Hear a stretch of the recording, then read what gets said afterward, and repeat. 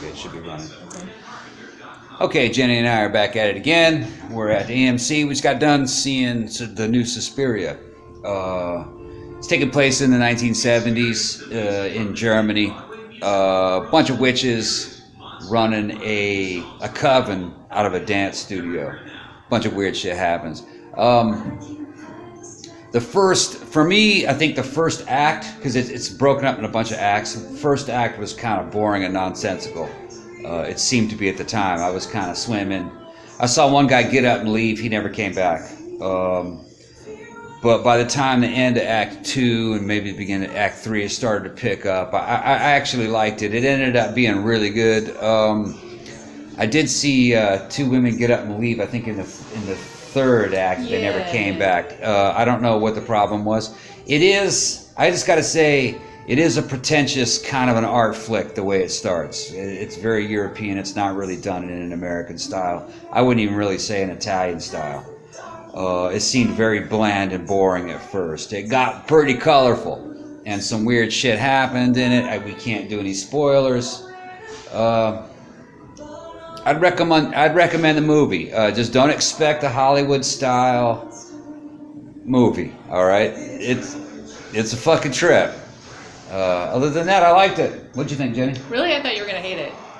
I tell you what, man. I hated the first maybe 20 minutes of the movie. I'm like, man, this fucking shit sucks. About halfway through it, I was like, man, this is kind of a weird, perverted masterpiece. And then it kind of built up into this big fucking thing. And I was going, man, this is weird shit.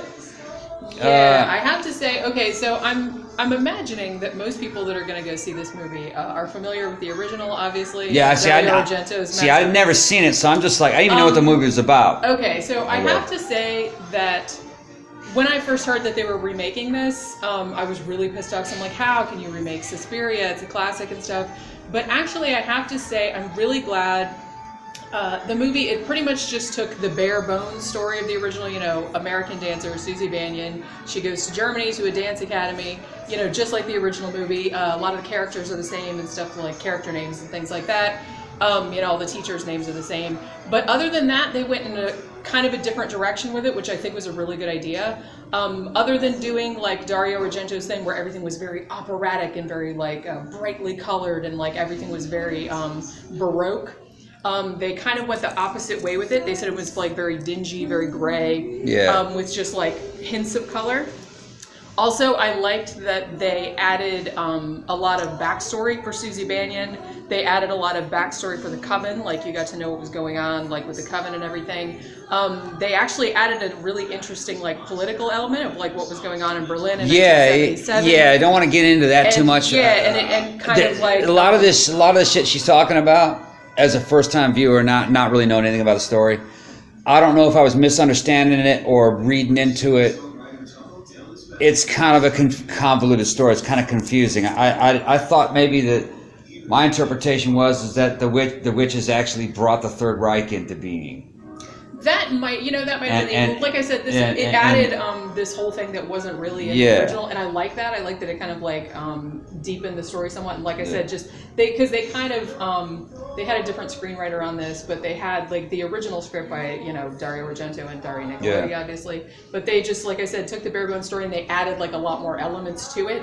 So you got to see, it wasn't quite as claustrophobic. I mean, the original, it was pretty much the entire thing was set in the dance academy with just a couple of scenes elsewhere. This one kind of like expanded the universe out. There were some flashbacks. There were like some, you know, some other stuff. So you got to kind of see the past of some of the characters and what was going on. And like I said, added that political element that was going on in Germany and divided Berlin in the 70s, which I thought was kind of a cool concept, that they kind of had a parallels going on with that and with some like dissension in the Coven and stuff. Also, gotta say, and I'm not gonna spoil it, a really different ending than the original. Yeah, like I said, I didn't even know what kind of movie this was. I didn't ask her or anything. I didn't know it had anything to do with witches. That first 20-30 minutes was pretty fucking painful if you don't know what's in store.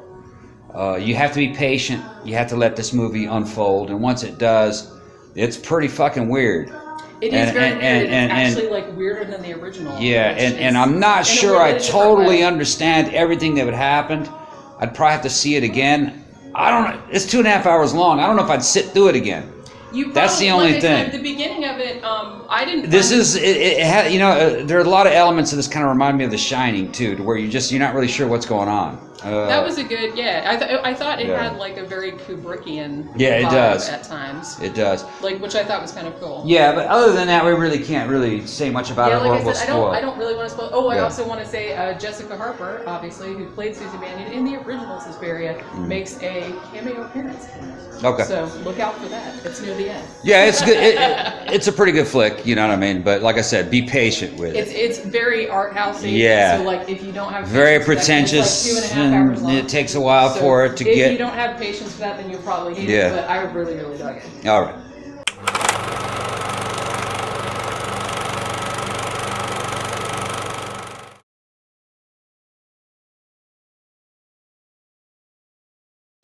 Okay, so we just got done seeing Bohemian Rhapsody, and I just gotta tell you, that was fucking awesome. I loved this movie. It's a really good movie.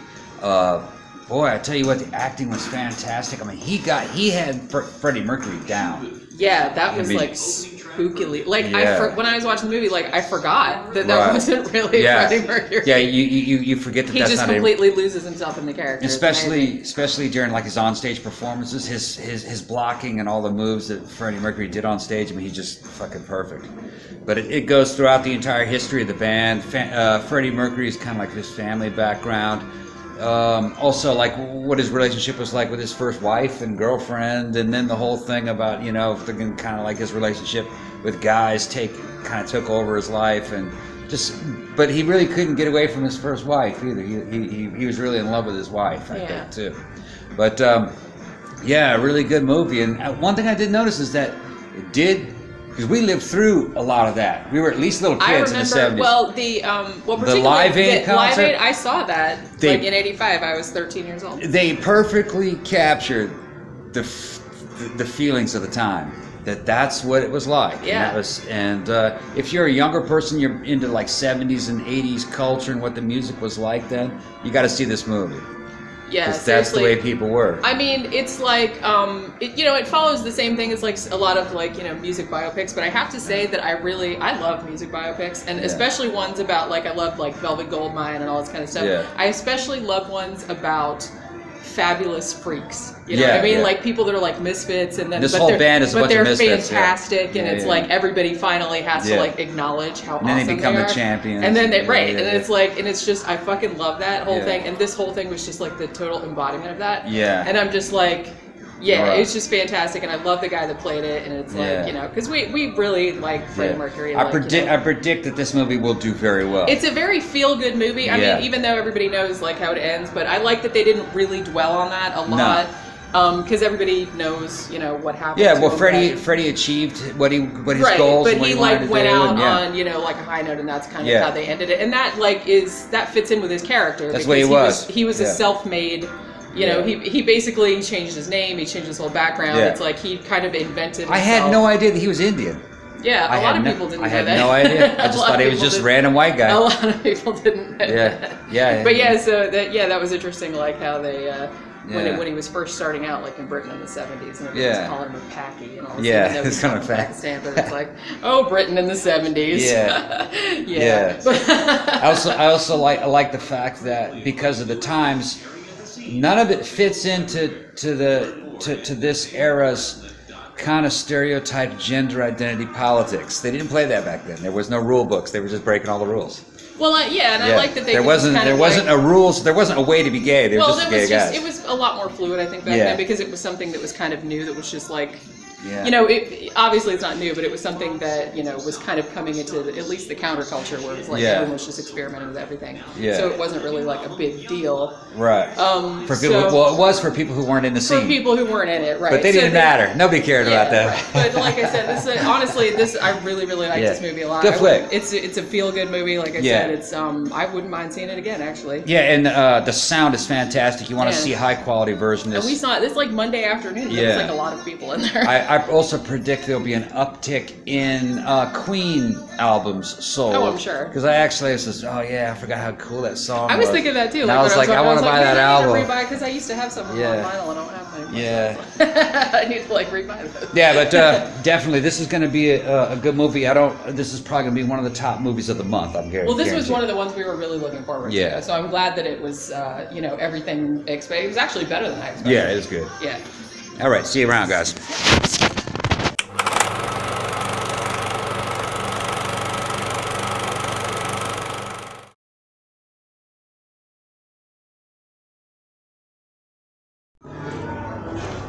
Okay, Jenny and I just got out from seeing, what was the Nutcracker? The Nutcracker and the Four Realms. Yeah, Nutcracker and the Four Realms. Well, I had trouble getting through this one. I was not the intended the thing audience about for this one, it's kind of interesting. It's like obviously based on the ballet, a bit also based on the short story, The Nutcracker and the Mouse King. There was, it was like super, super beautiful to look at. It had some really cool sequences, like when they first go into the fourth realm, which is like this creepy, like abandoned amusement park. Yeah. And I have to say the outfit that Mother Ginger was wearing at the end, who was played by Helen Mirren, that's some cool shit. I'm gonna cosplay that shit one of these days if I can afford that outfit because it was fabulous. But ultimately, like it kept my attention. Like the story was kind of cool, but it's like I don't know. There was something very hollow. I was getting ready to say that. Jenny and I kind of maybe we have a unique perspective. Disney is a local industry. It's a local company for us. We're in. Pretty much all of our friends at one time or another have worked for Disney or still work for Disney, and Disney has a certain corporate philosophy in the way that it makes products. Everything they do is very planned, over-processed, homogenized, pasteurized. It's gone through many different committees to see if everything checks out, and it just ends up being very kind of shallow and soulless. That's a good word. Very like I said, nothing spontaneous. I kind of enjoyed, I enjoyed looking at it. It was, like I said, it was really beautiful. The costumes were beautiful. The sets were beautiful. But like I said, I just couldn't get... It's like watching a commercial. I couldn't get a handle on, like, the characters. I couldn't really... it's a fantasy, but it's like everybody just... I don't know. The acting was fine. It was just... Fantasy is not reality, and they sell fantasy. So everything is very, very unreal, unnatural, artificial, and in some ways, man, it kind of fucking tacky. It's very American with a fake veneer of European culture. A lot of this shit seems to be, you can't tell, this is Victorian London, is this Victorian Russia? But it's like a parallel universe Russia where everybody takes showers and there's lots of diversity, and it just kind of takes away from realism. But I understand what they're doing. That might be a good call because fantasy is not realism. So, this is a movie you take your little daughter to go see, and they trip out over the princess fantasies and shit. That's really all this is. There's really nothing to this movie. Yeah, like I said, it wasn't. I don't know. There was just something about it that just didn't sit. Like it didn't really. Like I said, it didn't really grab me. It's like I said, it was pretty to look at, but it's just cheap, hollow, artificial, tacky. Really get into the characters or anything. Yeah, it's because it's soulless. Yeah, is why I definitely got that. Very and honestly, I haven't I didn't read any reviews of this, but I did see on like Rotten Tomatoes and stuff like that. This is getting very meh. Yeah. Or to get like very middle of the road. Like, well, Disney can't take any risks. It just does. It's formula. Very, very formula. Yeah, it did. And everything they touch kind of loses any kind of unique personality. Like I said, I feel like tween girls would probably love this. But I can't really think of anyone else who might. You know what I mean? I had a hard time staying awake. I had a hard time sitting through it. I was like, this shit sucks. And I'm not the intended audience, you know what I mean? This is for tween girls, And as an adult male, I just had to take a deep breath and He just had like. such a hard time, you guys. His life is so Well, I rough. wanted to go to sleep. Actually, His life is so rough. look at my hair, fucked up my hair. This I had that sleep hair. Like my hair was like this. I was like, Your oh hair's man. not fucked up.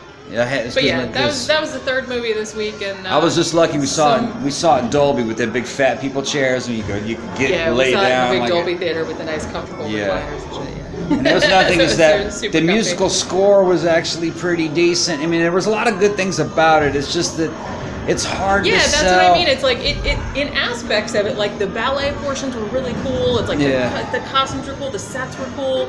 It's like the acting was good. It was just something didn't hang together. It just didn't hang together. It's because they're trying to sell a fantasy realm, but they have to sell this fantasy realm, this fantasy experience, and it can't really offend anyone.